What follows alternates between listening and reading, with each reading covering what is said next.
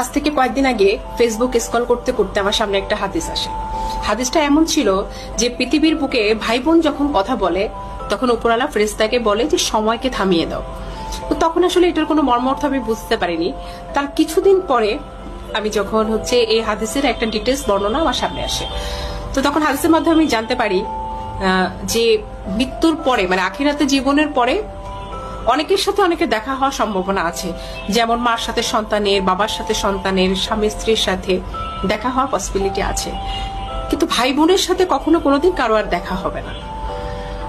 ভাই বোনের সম্পর্ক পৃথিবীর পর্যন্তই, পৃথিবীর পরে মানে মৃত্যুর পরে আর কখনোই কেউ কাউকে কোনোদিন দেখতে পাবো না।